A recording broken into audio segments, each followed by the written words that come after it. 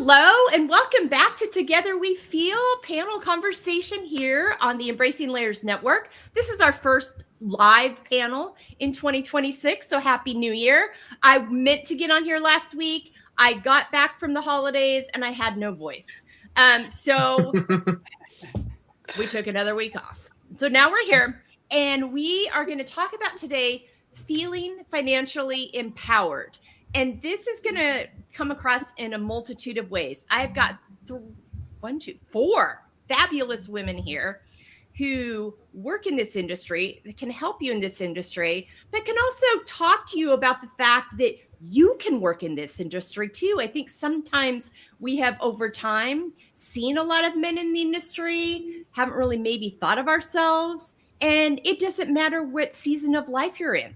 You may not be in college right now. Maybe you're in your 30s, your 40s, your 50s, your 60s. You're thinking about a shift or a change. That's possible too. We have women here that have done that. But I wanted to, I've done other panels and podcast conversations where we've talked to you about the fact that it's important and you're completely capable of owning and knowing your finances, because many times, especially generationally, that hasn't been the case. But I also want you to know that you can be a powerhouse in this industry.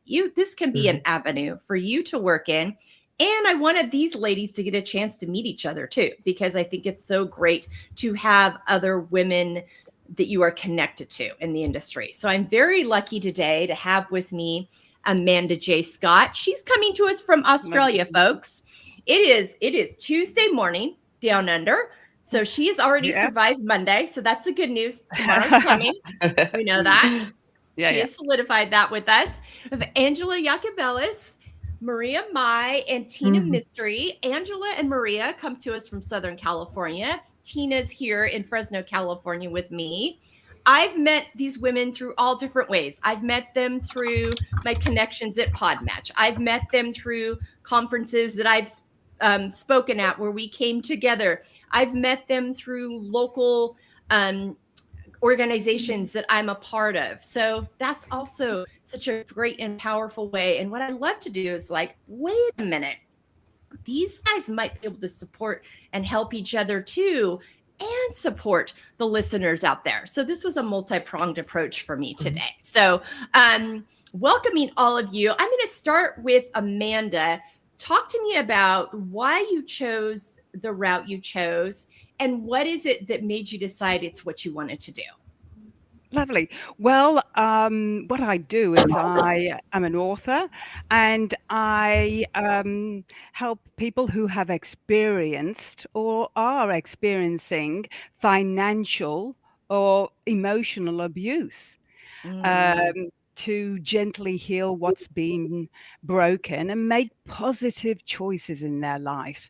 Now, I know about this through my own life experience, and that's why it's an important area for me, because everybody deserves the opportunity to heal and move on from an abusive situation.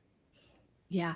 And I'm glad you brought that. I think it's really important that we point out for a minute that financial abuse is a part of the abuse menu. So many times we talk about it in terms of physical and sexual. We're starting to talk about it more as mental and emotional, but the financial piece is very real and can be very costly in so many layers and ways. So I'm so glad. And that's why it's so important, I think, to have you part of this conversation. And we're going to let you talk more about that. But I want to have the other women have a chance, and I'm going to circle back around and give you a chance to talk more. But we're going to put a pin in that, because I think that's an important part of the conversation. And in feeling empowered after you've been through that financial abuse, getting your legs, building that trust with other people, building that trust within yourself. So more on that to come. Angela Yacobelis, talk to me about yours, because yours is multi-pronged as well in terms of you started out in research and then you moved into real estate, but then talk about why you chose the path you're on now, and when you chose it and why you chose it. Okay. So again, my name is Angela and I'm in life insurance and retirement. planning. And as you mentioned, my first career in life was in biotech, and I've kind of morphed throughout the years through raising my daughter, staying home, becoming a business owner. And I was in real estate, and for years I loved it. I enjoyed it. I enjoyed working with new buyers and, people selling their home in all stages of life. And then about 12 years ago, when my father passed away, we went, and it was very unexpected. He was in his early 60s, and we saw the financial burden that put on my mom because he didn't have the right planning in place. And so that kind of sparked that little spark in me going, this happens to more and more women, because as women, we tend to look at the husbands and they get to do all the planning, and we take a back seat to that. And you don't realize mostly women outlive men.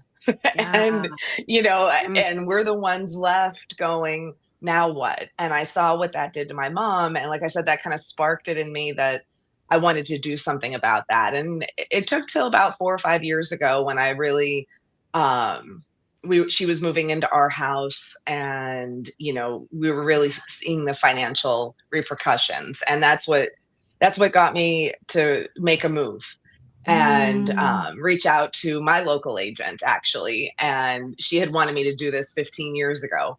She saw it in me that I would be good at this. And I said, no, I'm not ready. And, and really, I wish I would have done it sooner, but here I am, and I really enjoy it because I love, not just helping women, helping everybody, but I love helping women feel that empowerment and be able to take control of their situation and know that they'll be set, that they'll be okay. Yeah. All right. Thank you for that. All right. Maria, how about you? Talk to people about what you do and why you decided to do that.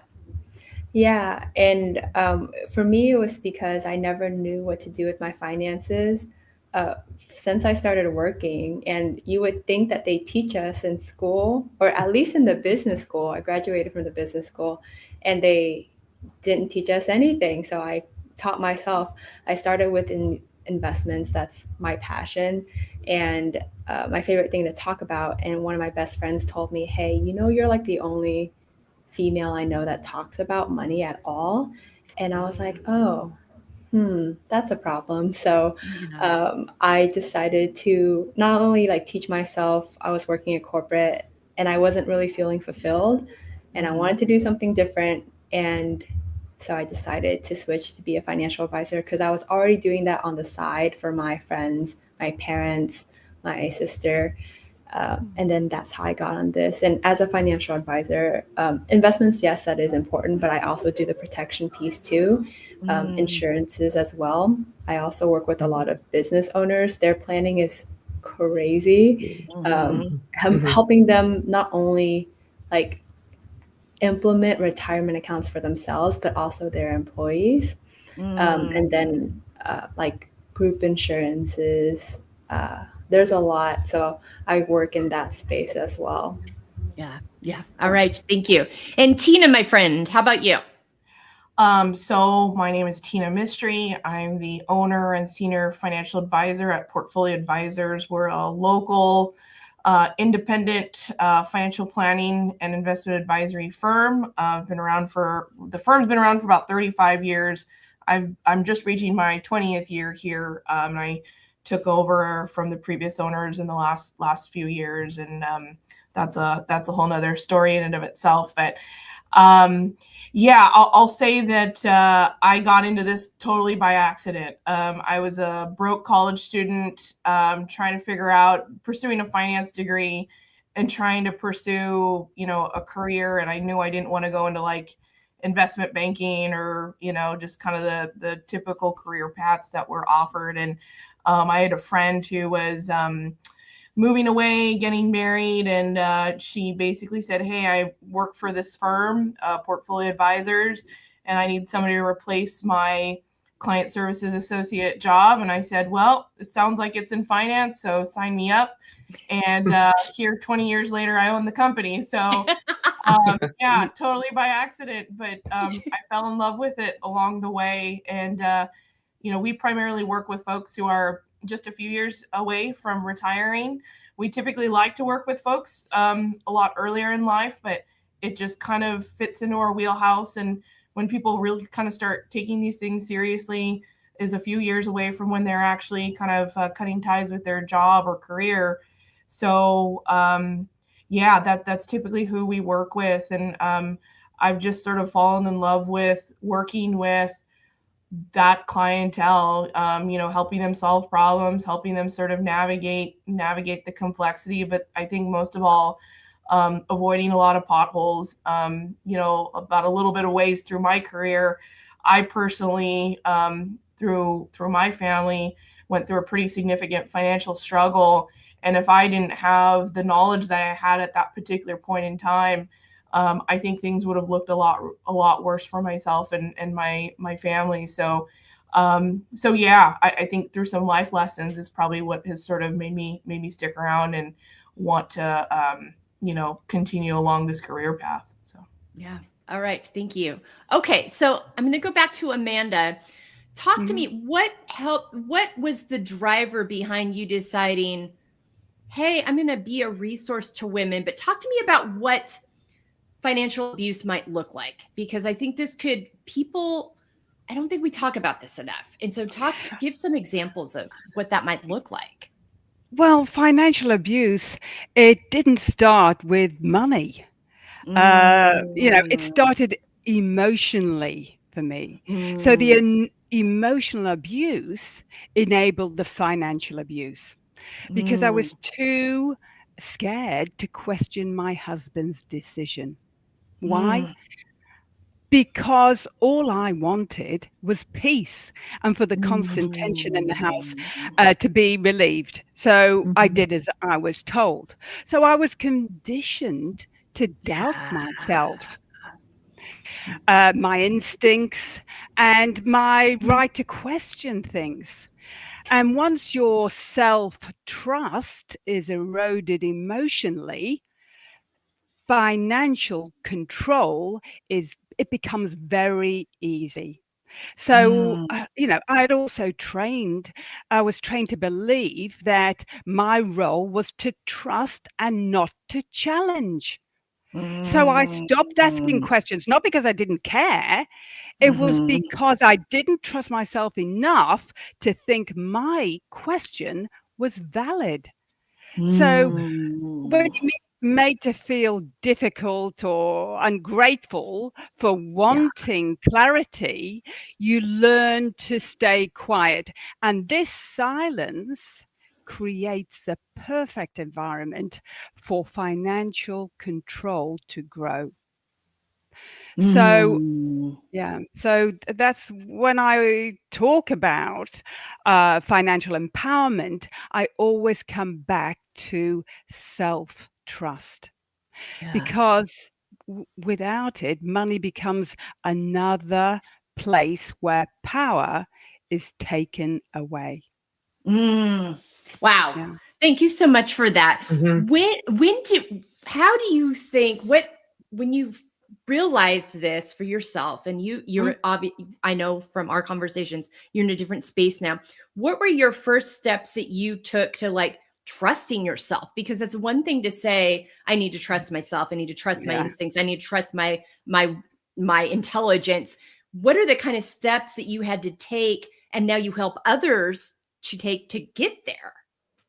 Well, absolutely, because that is rebuilding trust, and it's rebuilding self-trust. Yeah. And it was about learning to listen to myself again, to believe that my instincts matter. Yeah. Yeah. So once you do that, and then money stops becoming, you stop becoming intimidated about money. You start to empower, because today it means that I don't hand over authority to anyone else, and I don't silence myself to keep comfortable. Yeah. I think that's such a good point. I think so many times in these conversations, because in relationships, finances can be a sticky business, and Tina has an approach that I'll talk about in a minute when we get to, that I really like about when she approaches, she's working with a couple. But it's part of that is allowing yourself to feel confident in it, so you can ask the questions, have the open conversations, Absolutely. not feel like someone knows more than you. So and that you can learn too. I mean, there's so much in a piece and part of that, of getting your power back, but also being able to have really healthy conversations amongst yourselves and each other, and be able to spot, wait a minute, this is a problem. I'm being taken advantage of here. I have a choice in that. And I'll just add one thing. It's about realizing that I trust myself enough to ask, to know, and to choose. Yeah. Yeah. So good. Thank you so much for that. Thank you. Angela, you decided, like, this thing that I have went through with my mom, there's something I can do about this here. Talk about a little bit more about what that might look like for people. So if you can, like, I don't want you to share your mom's financial history, but give some like overriding examples of what that might look like, so people have an idea of what to kind of look out for. Right. Okay. So, through life circumstances, my dad made some decisions and things like that towards the end of his life, job changes, different things, various reasons. And so their financial outlook wasn't the way they thought it was going to be, but he thought he had time. And that's the one thing none of us are guaranteed, right? We don't know when our time is up, really. Yeah. And he thought he had more time. And what happened was, he didn't. And he had life insurance, he had some retirement planning, but it wasn't enough. When you look at your circumstances, you think, okay, that should be okay. But he did that planning probably 20 years prior. Sure. Thinking that the house would be paid off, or that the 401k would be there the way, he thought it was going to be, but it wasn't. And then, and here was my mom going, what do you mean I don't get 2 social securities? Yeah, that's such a big thing. People don't know that. Not everybody realizes that if somebody passes away, you're a married couple, you get the larger of the 2, not both. Yeah. And that's, I think, a misnomer that a lot of people suffer from. That we as financial professionals, I think, need to do a better job of educating and getting that word out there so that people understand it. But that was a big deal that that was a big part of her retirement that was no longer there. Because they both worked. Yeah. So she thought they would have each would have a good social security. So that's something that I definitely try and instill in my clients, is that you don't have that guarantee. There are no guarantees. You have to look at the full picture and plan for the what ifs. Because it's those kinks, any financial planner would even say, something comes in and messes up our plan, we have to plan for that something could come in there and change it. So we have to have those insurances. We have to have plan B, plan C in place to cover that. And that's what I work with my clients on, and, have had to work with my mom on. Because a lot, then it becomes the kids are plan B, plan C. Yes. And I will tell you, I cannot tell you how many times that Brady has said to me, we gotta, and we're on Tina's list, and we need to get with her because she's going to be our person. And I've been saying this for almost a year now. And she really is. And I've got an idea for that afterwards, because my husband's job is wildly busy and crazy. But it's that, we don't want to be a burden to our kids. Well, we have to plan for that to not be a burden to our kids. Right. It can't just declaring it. Well, and then what I've noticed too is that, we're in that sandwich generation, and a lot of us are hitting that my daughter is going to college and she wants to go to USC. Well, USC tuition is not $10,000 a year. It's a lot more than that. Yeah. And then, both my husband and I, our parents are getting in that older They're Yeah. requiring more care, more, and it's not just the financial burden, it's the time burden. Yeah. Because now who's taking them to the doctor's appointments? Who's, that tends to fall on the wives a lot of times. Mm-hmm. And then now we're not working as much. So it all comes into play. And so I think, that we're, as women especially, and we're in a unique position to have experienced it or have friends who are experiencing it so that we can help our clients, really. Yeah, it's so multi-layered. Thank you for bringing up Yeah. that sandwich generation piece. That is a huge part of it. Huge part of it. Absolutely. Yeah. All right, Maria, you said something that I think is so key when your friend said to you, "You're the only one that talks about money," and I think that's such an interesting thing. So, what is it in you? Do you think that drove that conversation for you to be the woman that was like not only talking about it but comfortable in it? Yeah, yeah. So something that I've learned is, I guess, trauma is something, but there's money trauma. And when you have money trauma, you go in two separate directions. You either spend all of your money because you're used to not having it, or you save all your money because you're used to not having it. So, but it goes, you're either overspend or underspend. And because I grew up not having a lot of money, I also am in the sandwich generation, even though I don't have kids yet. So there's no sandwich yet, but I will have kids. So there will be a sandwich. But I've always known growing up that I would have to support my parents in some capacity because they didn't have a retirement plan. And they actually, well, they do, which is me. So because I am their retirement plan, and that is also very common in the Asian culture, I know that I need to make sure my finances are in order if I'm going to support other people besides myself, And so I think part of it is just having the trauma of not having a lot of money and then also not having the knowledge of what to do with it. I had to figure it out myself. So 10 years ago, I taught myself how to invest and how to manage my money. Then I started doing it for my parents too. And very funny story. When I was first investing myself and I was like, hey, mom and dad, let me invest your money. I went to a Chase branch, right? I went to talk to some guy, right? Finance bro. Yeah, he was. He looked just like one. I feel like most people in our industry, they don't look like us in this panel, right? The majority of the industry is still very male dominated.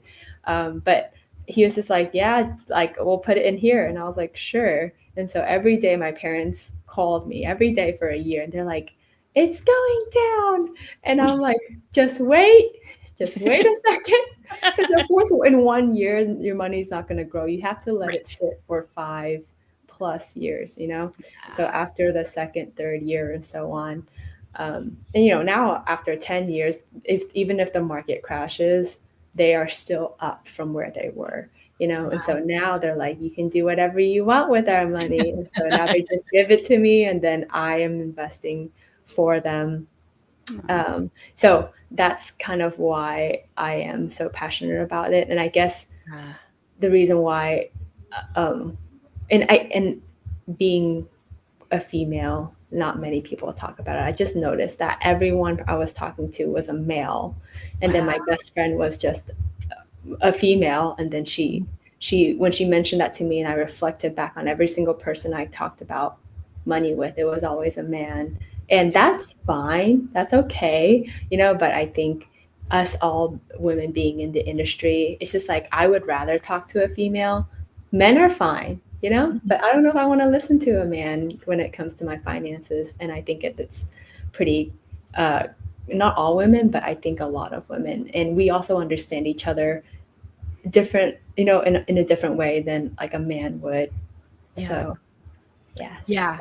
Right. That's a really good point. And that really segues nicely into Tina does something really important when she talks to couples about their money.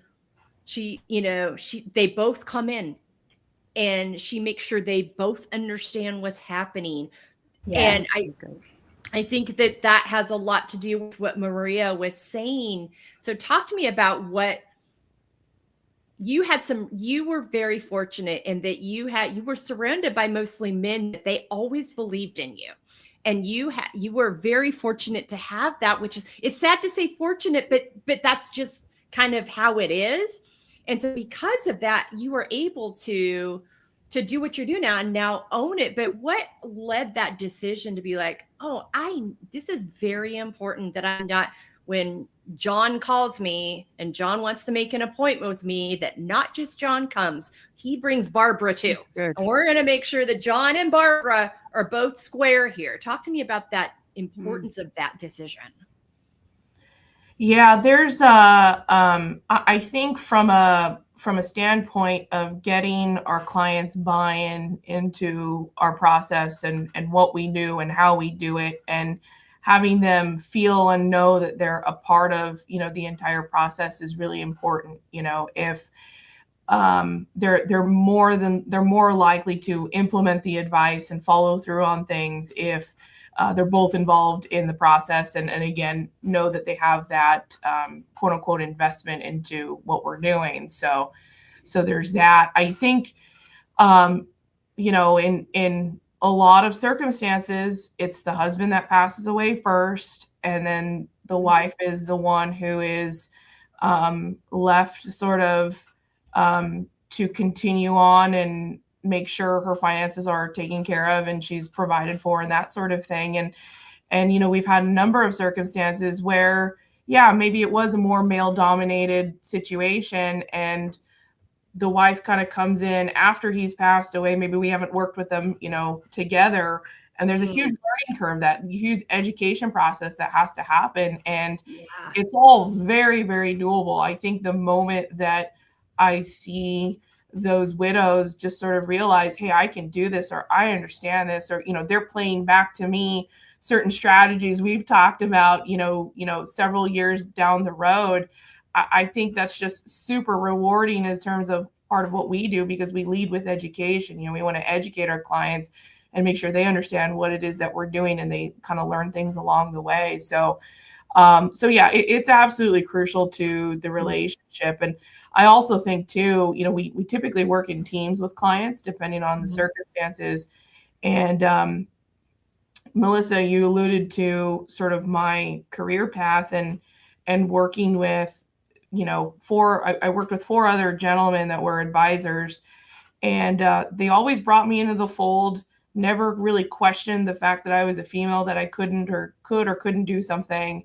I was just very, very, very blessed. They just never told me no. I just kind of said, hey, what are you doing? Or, what's that? What are you kind of working on? So on and so forth. Hey, can I try that? Sure. Let me show you how this works. Or here, hey, go figure this piece out and come back to me with questions. It was very much a learning environment, and, observe and collaborate and those sorts of things. So I think one of the key pieces, that not only being a female, the only female advisor of the firm, but one of the key pieces of some of these relationships that we work with is, if I have a couple, male, female, and it's a male advisor, having another female in the room, so there's 2 females and 2 males in the room, I see the shoulders drop. I see the, I'm more comfortable in the room because there's another female in the room, and there's another female in the room, plus the male acknowledging, okay, said wife, how do you feel about this? Or, do you have any questions? Body language is everything, and, physically looking at them and pointing their direction and acknowledging their presence and then some, I think has been really, really huge. And then in a lot of circumstances, when their male counterparts have passed away, they want to continue to work with me or our team because they just feel that sense of connection. I think it's something crazy like 70% of widows end up leaving their financial advisor because they have no relationship with who is typically a male financial advisor. And I just don't think that's acceptable. I think we're in it for the long haul with our clients, regardless of who survives the other. And everyone's got an equal say in the room. So yeah, that's just part of our philosophy and how we operate. Yeah, it goes back to what Maria was saying about women wanting to talk about women or feeling more comfortable with, more like they've got a chance to be heard, less threatened because of the stigmas and things that are out there within that. I mean, Maria is I'm going to shout out Maria here, and you're all rock stars, but Maria specifically like kicks butt. Like she is like regularly like the quarterly or monthly leader in her office. Like she's very driven. How much of that, I'm curious for you, is driven by the fact that, by God, I'm a woman in here and I'm going to show you what I can do? And how does that play into that for you, Maria? It doesn't. It doesn't. Okay. I think I just have I don't know if it's my ego. Like I like being the best, and also I'm not thinking of like, oh, I'm the best and I'm a woman, which is cool. But I think it's more like I just want to be the best, and also I am the top 2 in my region right now in my category. So it was official. They sent me an email about that. So I'll be, I mean, it's like a stage and I get to walk for 2 seconds and be happy. But it's so funny that like, I feel like I'm at a point now where recognition feels great. And Melissa, I think we talked about this too. I think you're a successful person. And I hope you don't mind me sharing this, but okay, when I asked you, like, do you think you're successful? And you're like, no. And I was like, do other people think you're successful? And you're like, yeah. And then it's like, at what point do we feel like we're successful? Yeah. And we feel successful when we finally decide that we are, because we can have all these awards. We all have our own business, right? And that is great, like a very successful practice for us to be here and speak. But like, do we feel like we are?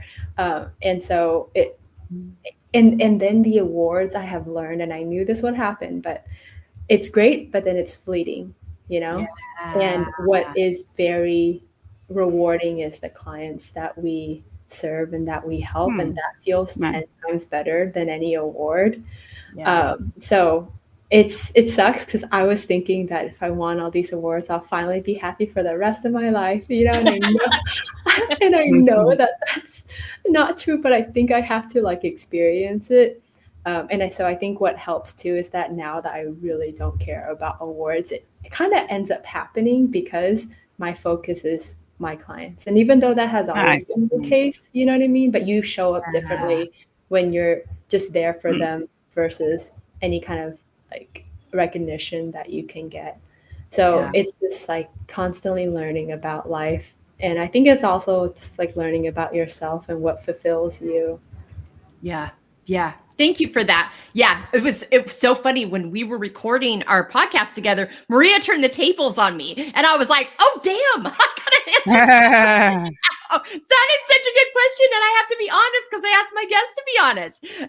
So but I think that's such a good point and goes back to what you've all talked about in the relationships that you built. Angela and Tina and Amanda, you've all mentioned relationships. And I think that's something that women, I think, approach financial work a little differently than men than that. Would you say that's something you all have seen?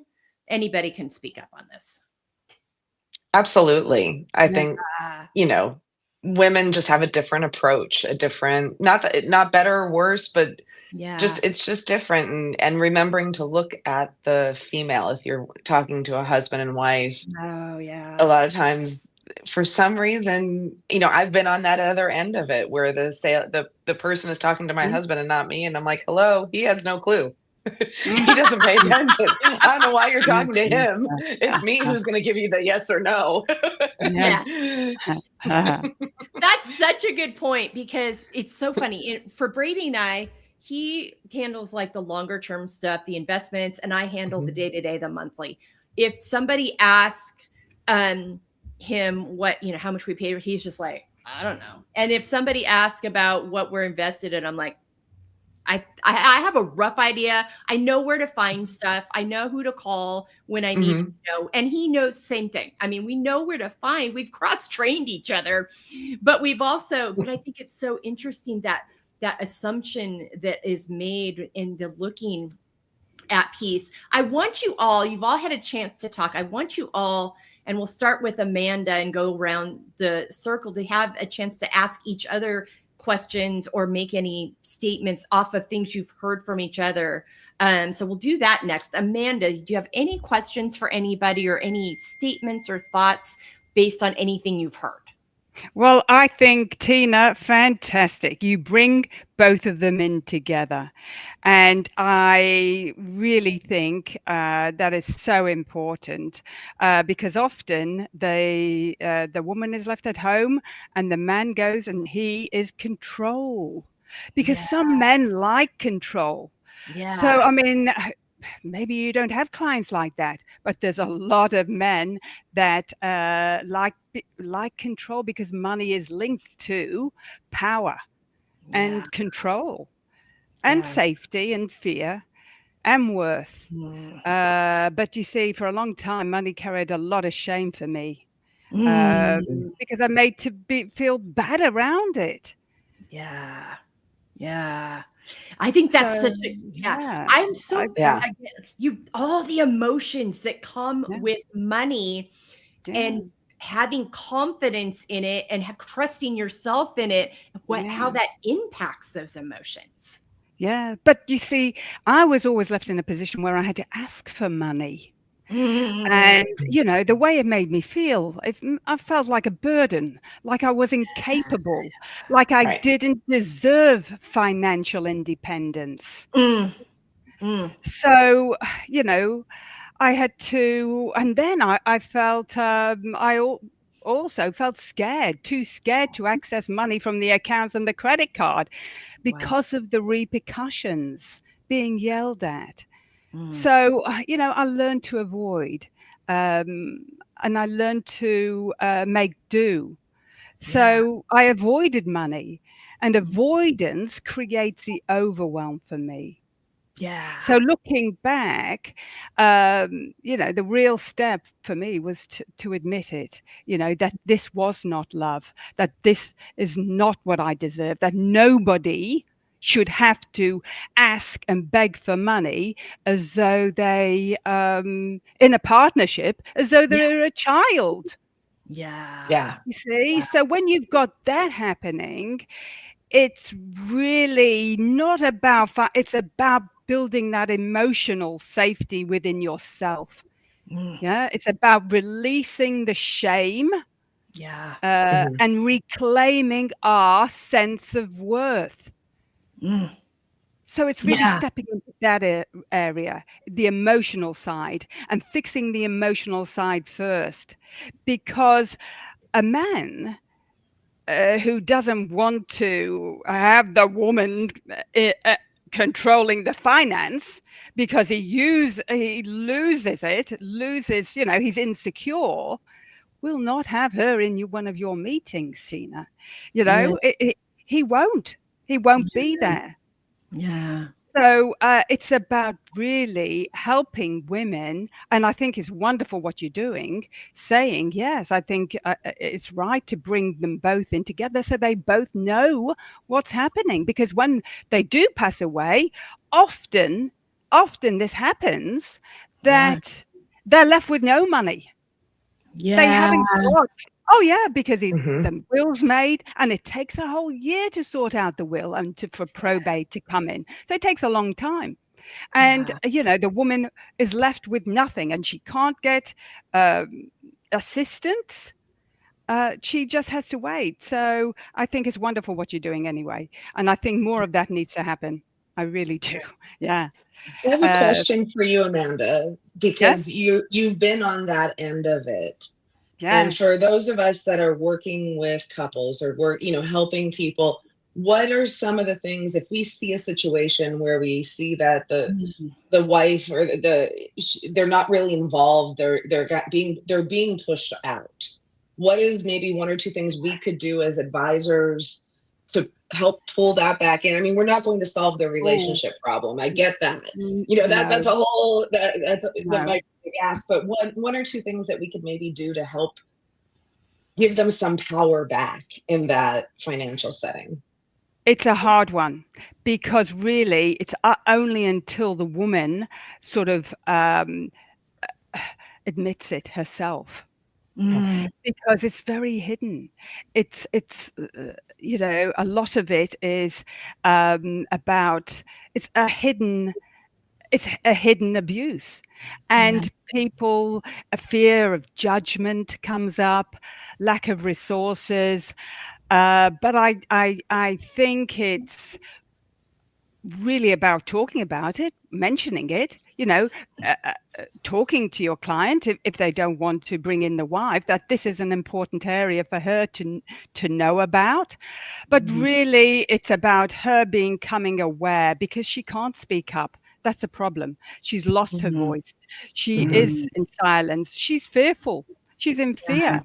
So until she becomes emotionally stable, can she ever become financially stable, really?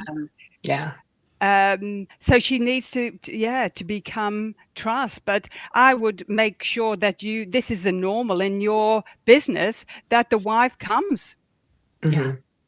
Because there are, you might not realize, but there are consequences when something passes away or anything. Everything needs to be put in place. So the more you can help in that way, the better. Thank you. I think so. Yes. I think that what happens if something happens to you? You become ill and you aren't conscious, or you pass away, or whatever it is. It's important for her to kind of use that as the caveat, so that you're not like stepping on toes, but maybe it opens a door or an avenue. That's tricky. Thank you so much for that. And it's like what Maria said earlier, it's that trauma. And the trauma drives you one of two ways. It drives you, in one of two directions, and that you see the very real impact. And that's why I talk about so much. I mean, I talk about on the podcast, and you guys have all heard this. I talk about mental, emotional, physical, spiritual health, financial health, sexual health. These health pieces are all part of our care, and the impacts that they have on us in all these different areas and ways. And you're all showing up to help minimize that, is it hopefully like this. It doesn't have to have this. There doesn't have to be this fear. This doesn't have to be this scary thing. It doesn't have to be this unmentionable. I'm going to help you trust yourself. I'm going to help you trust, that you can learn and know what to do, and you can trust me. And I think there's so many layers and pieces. And I think that's where coming back to that relationship piece, where you're all in relationships. When you create relationships, that's where trust is built. And so, when it comes to the finances, and so part of that work being that this isn't just a transaction. I think sometimes for men in finance, it's very transactional. And that doesn't give you an opportunity to build that trust with someone who has trauma. Absolutely. Angela, any other questions for anybody else? Not that I can think of off the top. I mean, I think we're all focusing on, not just, like you said, the transaction. It's having that relationship. And, given all the talk being on AI and how AI is going to play into all of our worlds, I still think a relationship is top priority. AI can help, but it really comes down to one-on-one, being able to talk with people. That is going to be important. Such a good point. Thank you for that. All right. Maria, any questions for anyone? No questions, but I wanted to share how I respond whenever I'm speaking to one spouse. I always like to get like both spouses on, and the first question I ask is, do you make financial decisions together? That's so good. And they always say yes. And so then I say, no. And then I say, hey, then let's get all the decision makers together in one room. you know? Yeah. So that's what I say. And another thing too is, hey, if I'm talking to the husband, it's usually the husband. If something happens to you, right, then I want to make sure your spouse, your wife, your husband, right, I want to make sure that your spouse is like feeling comfortable to talk to me, because then I will have to talk to them, right? I don't want that to be the first conversation we have. Is if something bad happens to you, now they don't know what to do with their money. I want them to feel comfortable enough to reach out to me because they already know me. So I think it would be a good idea for all of us to be together. You know? Lovely. Yeah, so that's usually how I respond to whenever I'm only speaking to one. And sometimes they're still like, no, you know, and that it is what it is, but I always make sure I ask. And then something that I have learned too is like, even though this is a male dominated industry, I think two traits that women have that make us very effective and helpful for our clients is one, empathy, right? And two is listening. And the reason why I bring those 2 points up is because I was in a meeting with some of the top advisors, and like one of them, a man was speaking, and then someone asked him like, hey, how did you really get to grow your practice? Like, what made you jump from here to here, right? And he was like, because I listened. And we know listening tends to be a female trait. Not saying that men don't, but you know. So it's very fascinating to hear that. And then the second time that happened, and again, a different male advisor, he was he just like jumped in production. Like he just got really good. And we're like, how did you attain like significantly more clients this year? And he was like, I got more empathetic. And I feel like those are the two most like powerful traits that women naturally have. And so I think that's why we are very good in our industry, even though we are still the minority. But it's just a point that I wanted to bring up, that these traits that tend to be more feminine, and maybe like people don't see it as maybe attractive in the workforce because they want logic, they want decision goal oriented, but these very hard like skills, not as much of the soft skills, but I think the soft skills is what makes a very, I would say, successful and impactful advisor. And I would say in general, like a boss, like I would say some of my best bosses are the ones that are thoughtful and they like listen and they know what I need. And I feel like that's what we all do for our clients. So yeah. Thank you. So good. And it's such a good point, because when we think of finances, when we think of sciences, we think of the numbers and the data and it's this or it's this. And that's true. But also, if we're going to help other people understand that and invite them into it, and you want a trusting relationship, you've got to have the empathy and the listening and the relational piece. So, I mean, we've all, or most of us, maybe we haven't all, but we've all either had or heard of that doctor who had all the logic in the world, but had the, had the, bedside manner of a rock. I mean, not the kind of person you're going to feel inclined to ask questions or feel safe with, because it feels intimidating. It feels like you don't know if you're safe there, if you're going to be listened to or not. I mean, it's the same thing goes with the finances piece. I mean, it's a both and Maria makes a great point. I think that there's some skills that are undervalued, and that's why it's so important that we work together. And I think can learn that from each other. Tina and I had a conversation when I had her on the podcast, where she has she has a very young office, and younger than everybody here on this call, and which is great.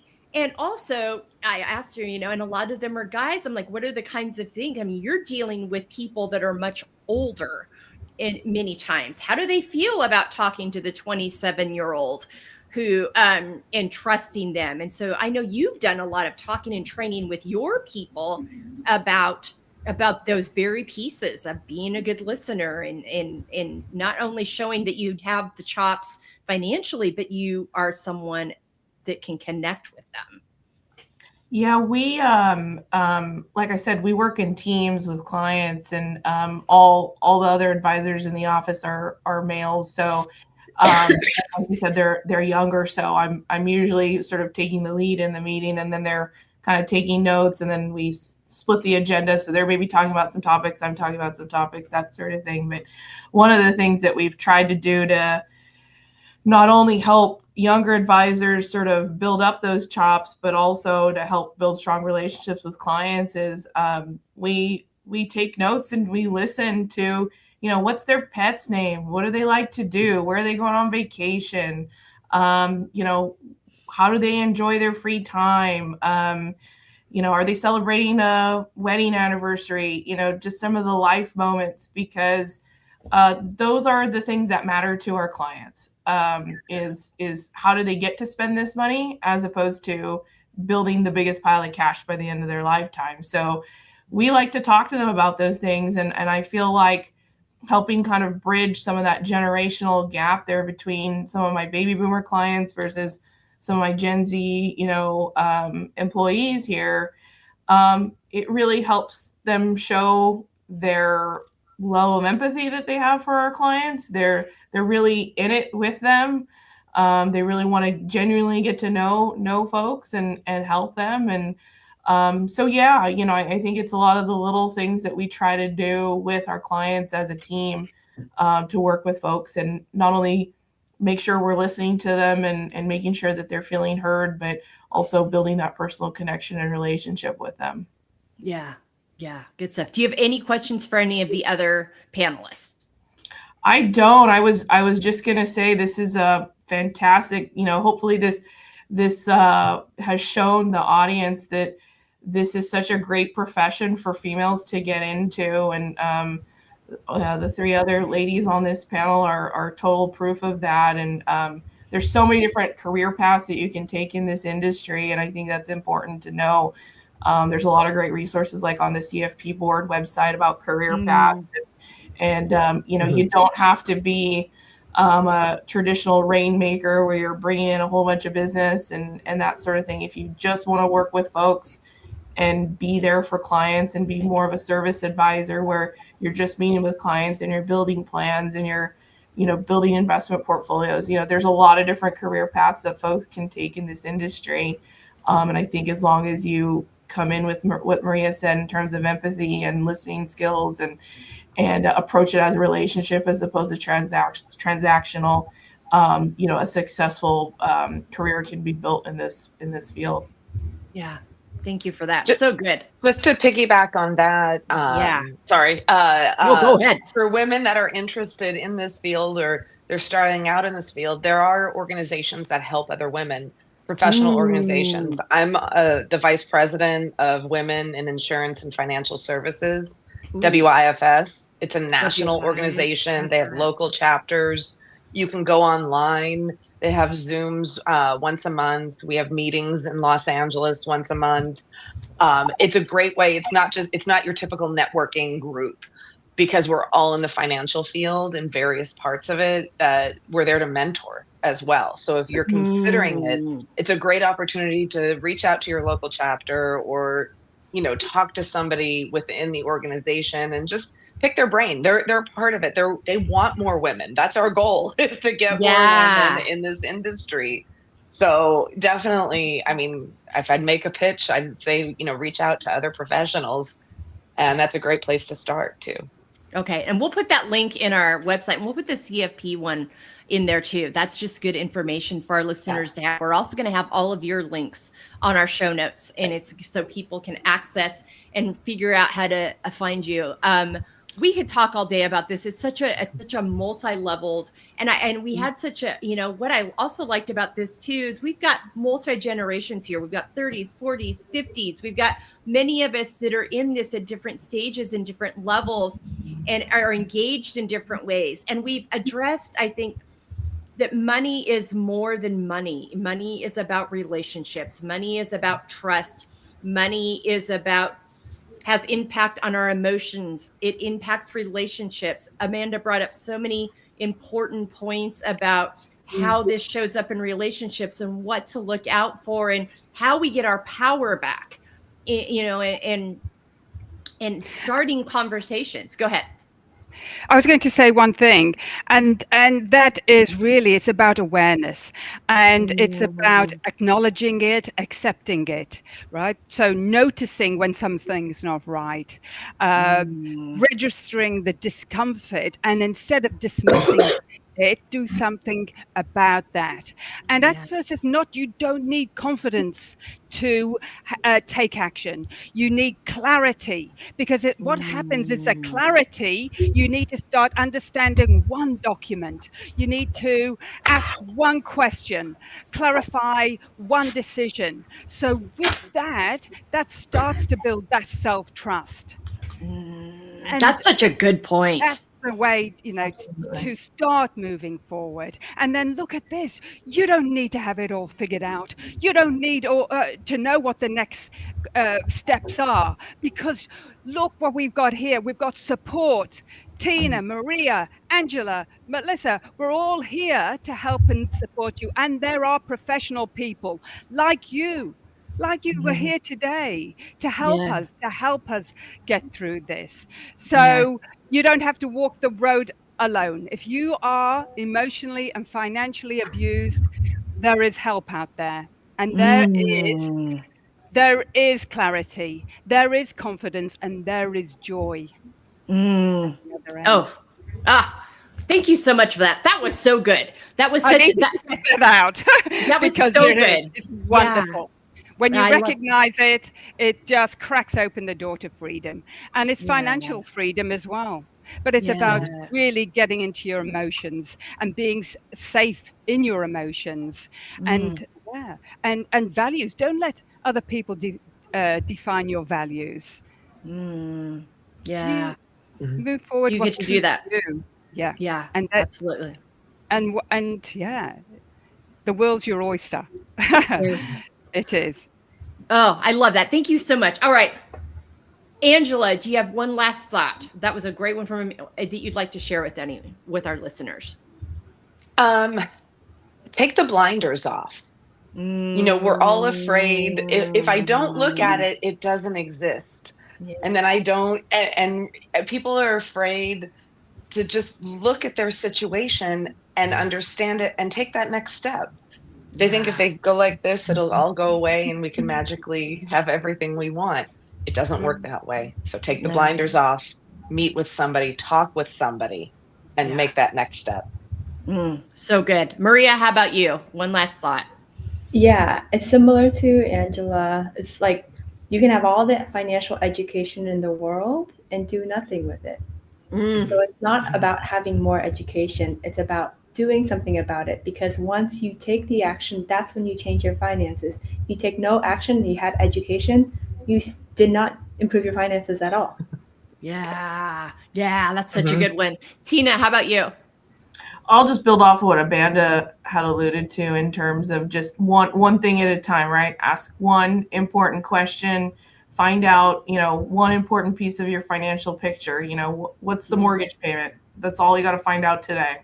Tomorrow, go find out something else. A week after that, go find out something else. And before you know it, you'll have you'll be that much better off than you were, 30 days ago or something like that. So it's all about incremental steps to get to a better place. Yeah. Lovely.